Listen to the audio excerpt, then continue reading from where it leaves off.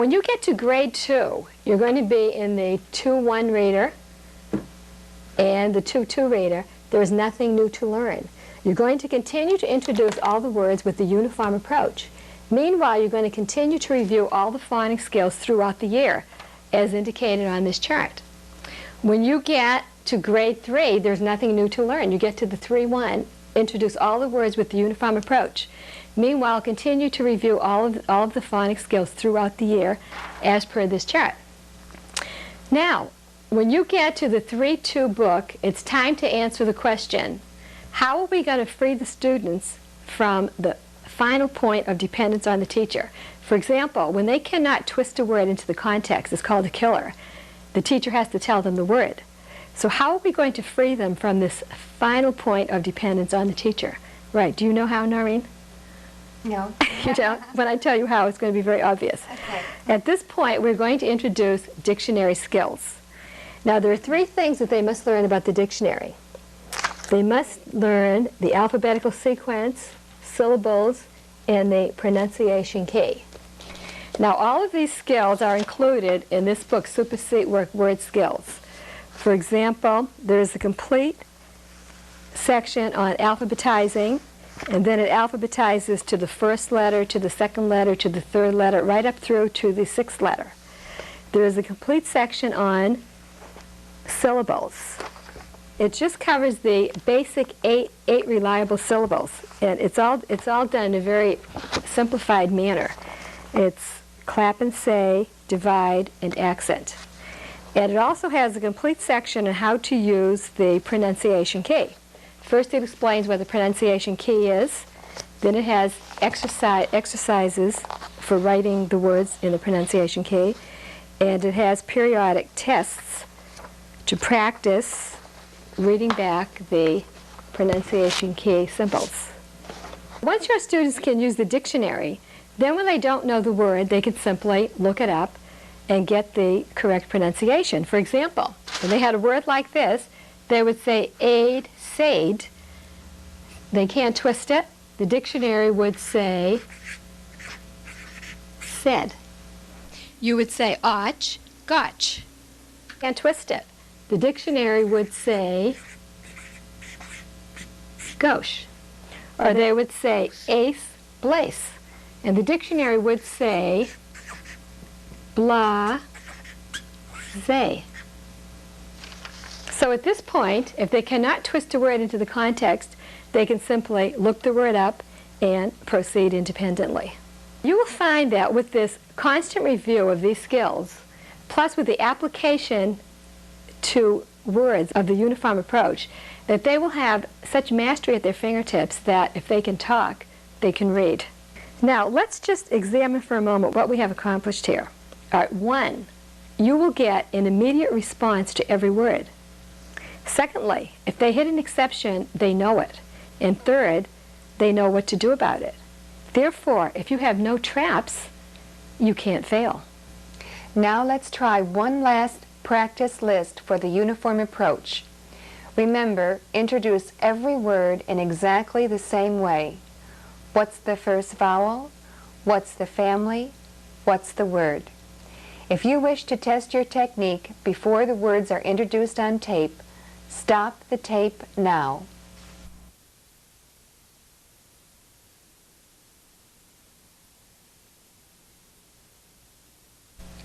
If you wish to listen to the tape first, then stop the tape and check your technique.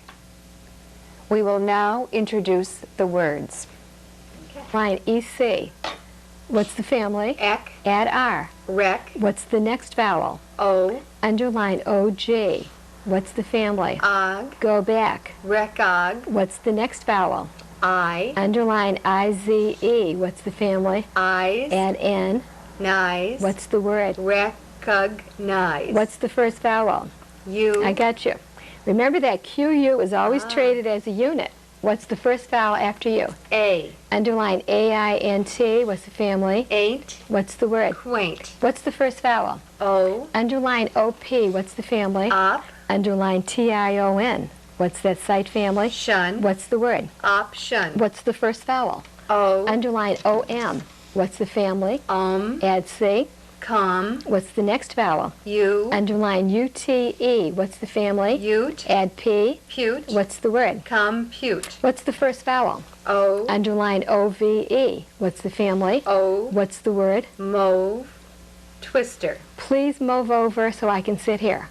Move. Very good. What's the first vowel? O. Underline O-M. What's the family? Om. Now remember, O is always ah.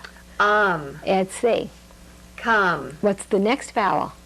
I. Underline I-T. What's the family? It. Add M. Mit. Go back. Commit. What's the next vowel? E. Underline E-N-T. What's the family? Ent. Add M.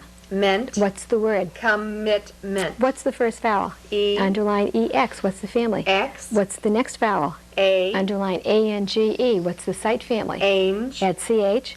Change. What's the word? Exchange. What's the first vowel? I. Underline I-N. What's the family? In. What's the next vowel? I. Underline I-R-E. What's the family? Ire. Add Q-U. Choir. What's the word? Inquire. Very good. What's the first vowel? O. Underline O-A-L. What's the family? Ol. What's the word? Goal. What's the first vowel? O. Underline O-S. What's the family? Os. Add P. Pos. What's the next vowel? I. Underline I-B. What's the family? Just I-B. Okay. What's the family? Ib. Add S.